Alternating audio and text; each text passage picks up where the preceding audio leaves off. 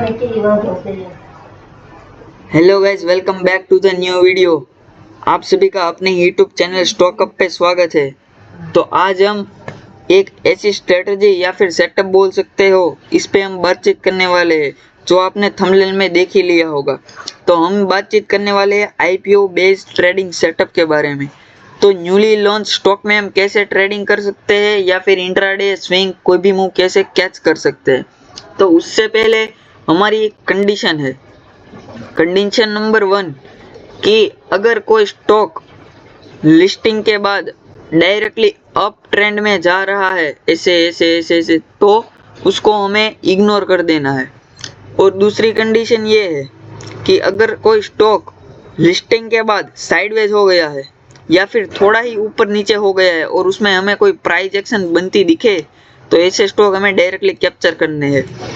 और तीसरी कंडीशन जो बहुत ही इम्पोर्टेंट है, कोई भी स्टॉक लिस्टिंग होने के बाद उसकी क्वार्टरली रिजल्ट अच्छी आनी चाहिए, जो एक पॉजिटिव साइन देता है न्यूली स्टॉक लॉन्च के लिए।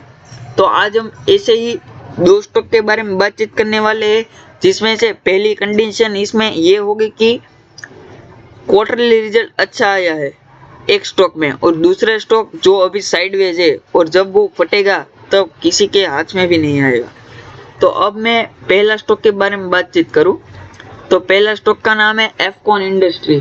तो एफकॉन इंडस्ट्री ने अपना ऑल टाइम हाई लगाया था। ये मैं अभी आपको कट करके मैं दिखाता हूं, यहां से मैं कट कर देता हूं। तो मैंने जब एंट्री ली थी तब इस कैंडल पे ली थी, क्योंकि इसका अर्निंग आने वाला था और अर्निंग ये स्टॉक में बहुत ही फंडामेंटल अच्छी है, तो मैंने सोचा था अच्छा आएगा और फिर अच्छा ही आया। तो उसमें मैंने यहाँ पे एंट्री ली थी। और अगर आप सेफ ट्रेडर हो तो एंट्री आपको इसके ब्रेकआउट के पहले नहीं लेनी चाहिए। फिर मैं रिप्ले करता हूँ, तो रिप्ले में दूसरे तीसरे दिन ही ये बहुत ही अच्छा खासा भागा था।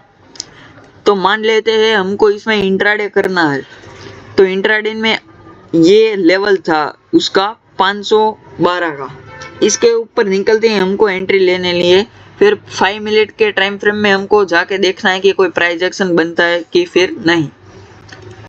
तो ये था हमारा फर्स्ट स्टॉक, जिसमें हमको एक बेहतर क्वार्टरली रिजल्ट के बेसिस हमको ट्रेड मिली थी। अब हमारा दूसरा स्टॉक है, जिसमें हमको अभी एंट्री तो नहीं बनी, लेकिन आने वाले टाइम में जरूर मिल जाती है एंट्री इस स्टॉक में। तो इसका ऑल टाइम हाई ये है। ये स्टॉक लिस्टिंग के बाद साइडवेज ही घूम रहा है, तो इसमें बहुत ही बढ़िया अपॉर्चुनिटी हमको देखने को मिल सकती है अगर ये लेवल ब्रेक हुआ तो। ये स्टॉक दो थे जो हम आईपीओ बेसिस ट्रेडिंग सेटअप में यूज कर सकते हैं। और साइडवेज स्टॉक ऐसे स्टॉक बहुत ही ज़्यादा मायने रखते हैं कि अप मूव देंगे। अगर ऐसे स्टॉक 2-3 महीने या फिर 6-7 महीने इसी रेंज में घूमे और फिर बहुत ही बढ़िया बुलिश कैंडल के साथ इसका ब्रेकआउट आए, तो हमको बहुत ही बढ़िया सी अपॉर्चुनिटी इसमें दिख सकती है।